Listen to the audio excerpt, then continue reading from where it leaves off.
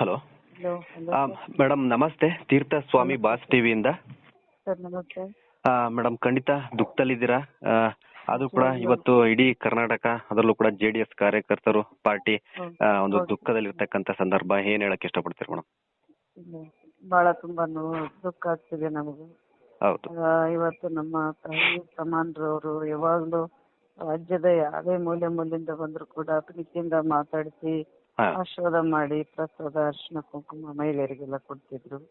ಅಂತ ಒಂದು ತಾಯಿಕ್ಕಿಂತ ಹೆಚ್ಚಿಗೆ ನಾವು ಅವ್ರನ್ನ ನೋಡ್ತಿದ್ವಿ. ಅಂತವ್ರನ್ನ ಇವತ್ತು ಕಳ್ಕೊಂಡದ್ದು ಬಹಳ ದುಃಖ ಆಗ್ತಿದೆ ಸರ್ ನಮ್ಗೆ. ಅಂದ್ರೆ ಮೇಡಮ್ ಈಗ ಎಷ್ಟೊತ್ತಿಗೆ ವಿಚಾರ ಗೊತ್ತಾಯ್ತು? ಅಂದ್ರೆ ನಿನ್ನೆಯಿಂದ ಕೂಡ ಗಂಭೀರ ಸಾಕಷ್ಟು. ಹೌದು ಹೌದು, ನಾವು ಶುಕ್ರವಾರ ದಿನ ಮಧ್ಯಾಹ್ನ 2 ಗಂಟೆಗೆ ನಾನು ಕೂಡ ಬಂದು ಅಮ್ಮನ ಆರೋಗ್ಯನ ವಿಚಾರಿಸಿದ್ವಿ. ಆದ್ರೆ ಅವರು ನಾನು ಮಾತಾಡಿಸಿದಂತ ಸಂದರ್ಭದಲ್ಲಿ ಅವರು ಕಣ್ ತೆರೆದು ನೋಡಿ ಅವರು ಸ್ಪಂದಿಸಿದ್ರು. ಆರಾಮಾಗ್ತದ ಅಂತೇಳಿ ನಾವು ಅನ್ಕೊಂಡಿದ್ವಿ. ಆದ್ರೆ ಯಾವಾಗ್ಲೂ ಅಮ್ಮ ನಾವು ಹೋದಾಗ ಅವರು ನಮ್ನ ಬಹಳ ಪ್ರೀತಿಯಿಂದಾನೇ ನೋಡ್ಕೊಂತಿದ್ರು. ಅಂತವ್ರು ಇವತ್ತಿಲ್ಲ ಅಂದ್ರೆ ಬಹಳ ಬೇಸರ ಆಗ್ತದೆ.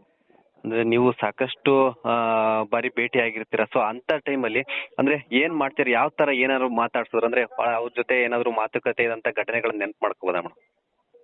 ನಿಜವಾಗ್ಲೂ ನಾನು 2015ರಿಂದ ನಾನು ಎಲ್ಲಿ ನನ್ನ ಮನೆ ಮಗಳಾಗಿ ಅವ್ರ ಜೊತೆಯಲ್ಲಿ ಯಾವಾಗ್ಲೂ ಬರ್ತಾ ಇರ್ತಿದ್ದೆ. ಅಂದ್ರೆ ಅವ್ರು ಯಾವಾಗ್ಲೂ ಪೂಜೆ ಕೋಣೆಯಲ್ಲೇ ಅವ್ರನ್ನ ನಾವು ನೋಡ್ತಿದ್ವಿ.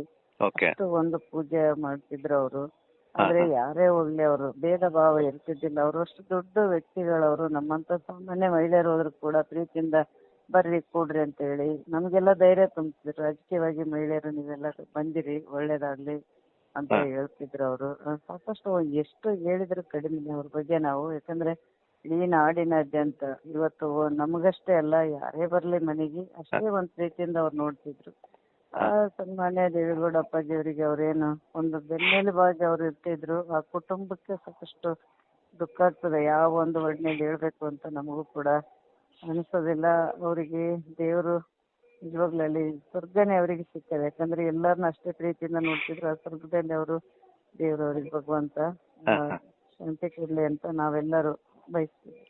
ಓಕೆ, ಅಂದ್ರೆ ನೀವ್ ಹೇಳ್ದಂಗೆ JDS ಪಕ್ಷಕ್ಕೆ ಕಾರ್ಯಕರ್ತರಿಗೆ ಯಾವ ತರ ಒಂದು ಬೆನ್ನೆಲ್ ಬಂದ್ರೆ ಅಪ್ಪಾಜಿ ಅವ್ರು ದೇವೇಗೌಡರು, ಸೊ ಅವರಿಗೆ ಬೆನ್ನೆಲ್ ಬಂದ್ರೆ ಚೆನ್ನಮ್ಮಾಜಿ. ಹೌದು.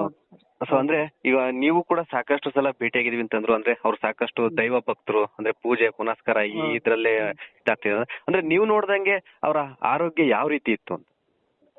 ಸರ್ ಅವ್ರು ಯಾವಾಗ್ಲೂ ಲವಲಕ್ಕಿಂದ ಇರ್ತಿದ್ರು. ಯಾಕಂದ್ರೆ ಅವರು ಆದರ್ಶ ದಂಪತಿಗಳು ಅಂದ್ರೆ ಹೇಳಕ್ ಆಗ್ತಿಲ್ಲ. ಅವರು ತುಂಬಾ ಒಂದು ಮುತ್ತೈದ ಒಂದು ಭಾಗ್ಯ ಇವತ್ತು ಅವ್ರಿಗೆ ಅವ್ರು ಬಯಸ್ತಿದ್ರು ಅಂತ ಅನಿಸ್ತದ. ಆದ್ರೆ ಅಷ್ಟೇ ಅವರು ದೇವ್ರ ಭಕ್ತರಾಗಿರ್ತಿದ್ರು. ಯಾವಾಗ್ಲೂ ನಮ್ನ ಅವರು ಬಹಳ ನಾವಷ್ಟೇ ಅಲ್ಲ ಎಲ್ಲರಿಗೂ ಕೂಡ ಅದೇ ರೀತಿನೇ ಅವರು ಟ್ರೀಟ್ ಮಾಡ್ತಿದ್ರು. ಅಂತ ವ್ಯಕ್ತಿಗಳು ಬಹಳ ವಿರಳ. ಯಾಕಂದ್ರೆ ತುಂಬಾ ಸಂಸಾರನ ನಡೆಸಿ ಅವ್ರೆಲ್ಲಾ ರೀತಿಯಿಂದ ಕೂಡ ರಾಜಕೀಯಕ್ಕೆ ಎಂಟ್ರೇನೆ ಆಗ್ತಿದ್ದಿಲ್ಲ. ಅವರು ಏನೇ ಇದ್ರು ಮನೆಗೆ ಹೋದ್ರೆ ಮನೆ ಮಕ್ಕಳ ತರ ನೋಡ್ತಿದ್ರು. ನಿಜವಾಗ್ಲೂ ಬಹಳ ಸನ್ಮಾನ್ಯ ದೇವೇಗೌಡರಿಗೆ ಕೂಡ ಬಹಳ ದುಃಖ ಆಗಿದೆ. ಈಗ ನಾನು ಮಣಿಪಾಲ್ ಹಾಸ್ಪಿಟಲ್ ಇದ್ದೀನಿ. ಅವ್ರ ಕುಟುಂಬಸ್ಥರ ಜೊತೆಯಲ್ಲಿ ಕೂಡ ನಾನು ಇದ್ದೀನಿ. ಅವ್ರನ್ನೆಲ್ಲ ನೋಡಿದಾಗ ಬಹಳ ದುಃಖ ಆಗ್ತದ. ಅವರು ದೇವೇಗೌಡರು ಇವತ್ತಿನವರೆಗೂ ಅವ್ರನ್ನ ಹೆಂಗ್ ಕಳಿಸ್ಕೊಡ್ತಾರ ಅನ್ನೋಂಥದ್ದು, ಅವ್ರಿಗೆ ಧೈರ್ಯ ಹೆಂಗ ದೇವ್ರು ಕೊಡ್ತಾನ ಅನ್ನೋಂಥದ್ದು ದುಃಖ ಬರ್ತಂತ ಒಂದು ಶಕ್ತಿ ಕುಟುಂಬಕ್ಕೆ ಕೊಡ್ಲಿ ಅಂತೇಳಿ ನಾವು ಇಡೀ ನಾಡಿನಾದ್ಯಂತ ಎಲ್ಲ JDS ಕಾರ್ಯಕರ್ತರು ಮತ್ತೆ ಎಲ್ಲ ಜನ ಕೂಡ ಅವ್ರಿಗೆ ಒಂದು ದೇವ್ರು ಶಾಂತಿ ಕೊಡ್ಲಿ ಅಂತ. ಮೇಡಮ್ ಅಂದ್ರೆ ಈಗ ಆಸ್ಪತ್ರೆಗೆ ದಾಖಲಾಗಕ್ಕಿಂತ ಮುಂಚೆ ನೀವು ಲಾಸ್ಟ್ ಯಾವಾಗ ಭೇಟಿ ಆಗಿತ್ತಂತ? ಶುಕ್ರವಾರ ಭೇಟಿಯಾಗಿನಿ ಸರ್. ನಿನ್ನೆ ಒಂದಿಲ್ಲ ನಾನು ಭೇಟಿಯಾಗಿರೋದು. ಶುಕ್ರವಾರ ನಾನೇ ಭೇಟಿಯಾಗಿನಿ. ಚೆನ್ನಾಗಿ ನೋಡಿದ್ವಿ. ಡಾಕ್ಟರ್ನ ಕೂಡ ವಿಚಾರಿಸಿದ್ವಿ. ಆರೋಗ್ಯ ಅವ್ರು ಸ್ಥಿರವಾಗಿ ಅದ ಅಂತ ಹೇಳಿದ್ರು. ಸನ್ಮಾನ್ಯ ದೇವೇಗೌಡರು ಅದೇ ಸಂದರ್ಭದಲ್ಲಿ ಅವರು ಕೂಡ ಬಂದು ಅಮ್ಮನ ಮಾತಾಡಿಸಿ ನಿಮಗೇನಾಗಲ್ಲ ನಾವೆಲ್ಲ ಇಲ್ಲೇ ಇರ್ತೀವಿ ಅಂದ್ರು. ಕುಮಾರಣ್ಣವರು ಕೂಡ ಇದ್ರು. ಎಲ್ಲರೂ ಕುಟುಂಬಸ್ಥರು ಅವತ್ತಲ್ಲಿದ್ರು. ಹಂಗಾಗಿ ಧೈರ್ಯ ತುಂಬಿದ್ರು ಅವ್ರು ಧೈರ್ಯ ತುಂಬಿದ ರೀತಿ ನೋಡಿದ್ರೆ ನಿಜವಾಗ್ಲೂ ಇಷ್ಟು ವಯಸ್ಸಾದಂತ ಸಂದರ್ಭದಲ್ಲಿ ಆ ಪ್ರೀತಿನ ಈ ಜನರೇಷನ್ ಅರ್ಥ ಮಾಡ್ಕೋಬೇಕನ್ನೋಂಥದ್ದು ಕೂಡ ಅವ್ರ ಮಾದರಿ ಒಂದು ದಾಂಪತ್ಯ ಒಂದು ಜೀವನವನ್ನ ನಡೆಸಿದ್ರು ಅಂತ ಅನಿಸ್ತಿದೆ. ಹೌದಂದ್ರೆ ಚೆನ್ನಮ್ಮಾಜಿ ಅವರು ಅಂದ್ರೆ ತುಂಬಾ ಸ್ಟ್ರಾಂಗ್ ಅಂತಾನು ಕೇಳ್ಪಟ್ಟೆ. ಅಂದ್ರೆ ಅವರು ಈಗ ನೋಡಿ 2001ರಲ್ಲಿ ಏನೊಂದು ಘಟನೆ ಆಯ್ತು ಆಸಿಡ್ ದಾಳಿ, ಅದಾದ್ರೂ ಕೂಡ ಅವರು ಮಾನಸಿಕವಾಗಿ ದೈಹಿಕವಾಗಿ ಕುಗ್ದೆ ತುಂಬಾ ಒಂದು JDS ಪಕ್ಷಕ್ಕೆ ಬಹಳ ಸಪೋರ್ಟ್ ಮಾಡ್ತಾ ಇದ್ರು ಅಂತ ಕೇಳ್ಪಟ್ಟೆ. ಅದಂತೂ ಖಂಡಿತವಾಗ್ಲೂ ಎಲ್ಲರಿಗೂ ಇರ್ತಕ್ಕಂಥದ್ದು ಸರ್. ಯಾವ ಮಹಿಳೆಯನ್ನು ಸಹಿಸ್ಕೊಳಕ್ ಆಗೋದಿಲ್ಲ.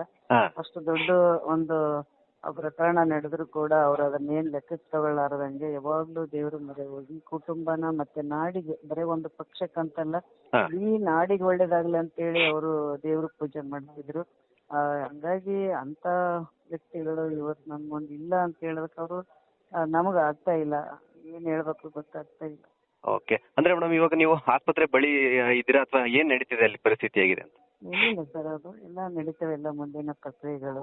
ಹಾ ನಾವು ಜಾಸ್ತಿ ಅದನ್ನ ಕುಟುಂಬಸ್ಥರ ಜೊತೆ ನಾವು ಕೇಳಕ್ಕಾಗಲ್ಲ. ಈಗಾಗಲೇ ಎಲ್ಲಾ ಅಧಿಕಾರಿಗಳು, ಪೊಲೀಸರು ಹಾ ಎಲ್ಲರೂ ಬಂದಾರ. ಅವರು ಕುಟುಂಬದವರಿಗೆಲ್ಲ ಮಾತಾಡ್ತಾರ, ಅವ್ರು ಎಲ್ಲಿ ಮಾಡ್ತಾರ ಏನೋ. ಈಗ ನನ್ಗ ಬಂದ್ ಮಾಹಿತಿ ಪ್ರಕಾರ ಪದ್ಮನಾಭ ನಗರ ಮನೆಯಲ್ಲಿ ಅವ್ರನ್ನ ನಾಳೆ ಸಂಜೆವರೆಗೆ ಕೂಡ, ಹಾ ನಾಳೆ ಮಧ್ಯಾಹ್ನ ಮೇಲೆ ಅವರು ಒಳನರಸಿಂಹಪುರಕ್ಕೆ ಹೋಗಿ ಸೋಮವಾರ ದಿನ ಅವ್ರ ಅಂತ್ಯಕ್ರಿಯೆ ನಡೀತಿದನ್ನಂಥದ್ದು ಮಾಹಿತಿ.